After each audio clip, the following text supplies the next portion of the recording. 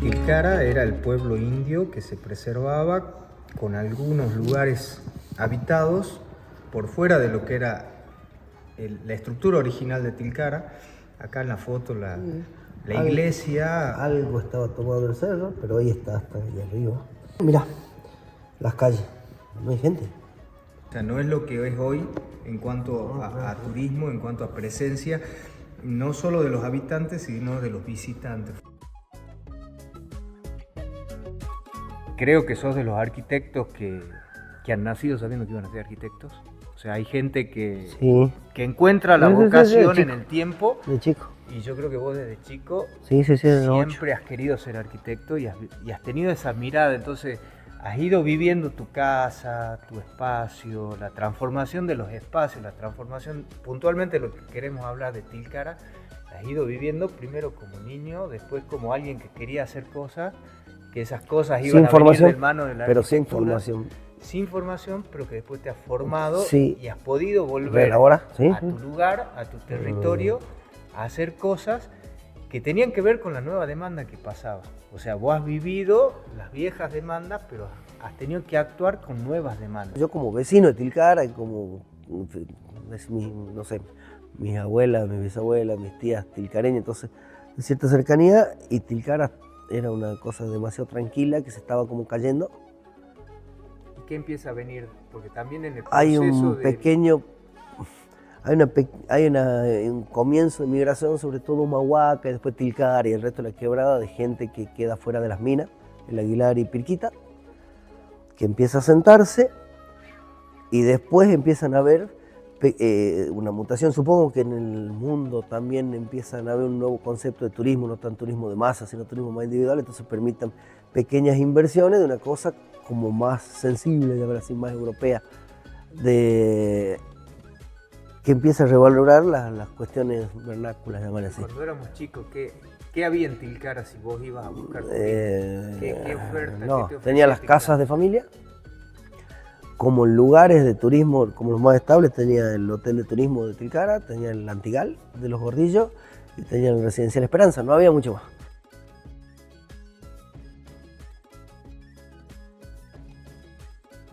Los hoteles del movimiento moderno que estaban gerenciados por el Estado y que eran las ofertas que generaba el Estado, tenía que ver también con todo un sistema de turismo que iba a partir de los gremios, entonces era un turismo más de masa, que lo que hoy se ha desarrollado en la quebrada, que es un turismo más específico de nicho. Por eso lo que vos decís, hay mucha oferta hotelera basada en 12, 15 habitaciones. Y en ese sentido es lo que yo quería preguntarte, porque entiendo que sos uno de los estudios, de los arquitectos que más ha participado en generar esa nueva demanda en servicios, que ha transformado la quebrada, que ha generado nuevas tipologías a partir de propiedades antiguas que se fueron transformando a la nueva demanda. No solo estamos hablando de hotelería, hablamos de los servicios gastronómicos, hablamos de paseos comerciales, o sea, tenés una experiencia muy amplia en todo lo que ha sido esa transformación hacia la nueva oferta que es posterior a la declaración de la quebrada de Humahuaca. Cuando uno hace el análisis, vamos a lo arquitectónico, todo cómo debería ser una arquitectura para la quebrada, a mí siempre me produjo, no sé, sorpresa cómo la arquitectura española se había adaptado arriba de la arquitectura preincaica e incaica, digamos. Entonces, dentro de ese análisis yo noto que el uso de los patios, si bien los volúmenes que los rodean pueden ser distintos o parecidos, el uso del espacio central, el uso del espacio patio, como el generador de actividad, se manifiesta. En el caso de la quebrada, en los ambientes rurales también. Uno va por la quebrada, ve unos cerritos y ve espacios conformados por una, 2 habitaciones, una es la cocina, otra es un depósito, un arbolito y el corral, y se forma el patio, y ahí en el patio tenés el fogón, y es prácticamente lo mismo que un patio español. Ahí me parece interesante lo que vos decís, que tiene que ver con que más allá de la forma, de lo que vos visualizás como arquitectura, es la esencia. Es la esencia. Es decir, el patio es una función más allá de cómo vos lo desarrolles como arquitecto. Hay muchas formas de hacerlo. Yo creo que la arquitectura tiene tiempos, entonces también los patios van modificándose en cuanto a la imagen, en cuanto a los tiempos, pero tienen una esencia y tienen un sentido que yo entiendo que es lo que vos has buscado, seguir manteniendo la esencia y el sentido. Así como me decís de los patios, podemos hablar de un montón de otros espacios que son espacios arquitectónicos y que vos lo has visto reflejado en la arquitectura incaica, cómo la arquitectura española después se adaptó a esas modalidades y a esos usos, y cómo después vos con una arquitectura contemporánea que responde a la época en donde a vos te ha tocado construir, vos has seguido manteniendo esa esencia. Han sido dos posturas. Una de redescubrir, digamos, lo que son los modos constructivos vernáculos y los materiales del lugar, y el barro, y la caña, y cómo con los recursos que tenían a la mano en una época donde no había comunicaciones, digamos, no había caminos, y había que construir lo mismo. Entonces, el redescubrir esa esencia es fuerte. Y ahí es donde empiezan a chocar qué tecnología aplicamos, porque si vos aplicas una tecnología vernácula necesita un alto mantenimiento, lógico, se puede mejorar, claramente. Y necesitas gente que la construya, que hoy no sé si la tenés a la escala que necesitas. Se va a decir, che, si queremos que todos construyamos en adobe, y hay que pensarlo. ¿De dónde sacamos la tierra? ¿Quién va a hacer los adobes? ¿Cuánto cuestan los adobes? Porque antes la misma comunidad que hacía sus propios adobes, hoy lo vende a precio mayor que si llevamos cualquier otro mampuesto, ¿no? Claro, lo que pasaba, lo que era un recurso accesible por disponibilidad, por las cuestiones propias del lugar, hoy pasa a ser casi que un recurso de élite. ¿Entendés que el ferrocarril, el viejo ferrocarril, generó un orden en la quebrada? No, se apoyó en la quebrada. Hace 10.000 años que la quebrada era lo mismo.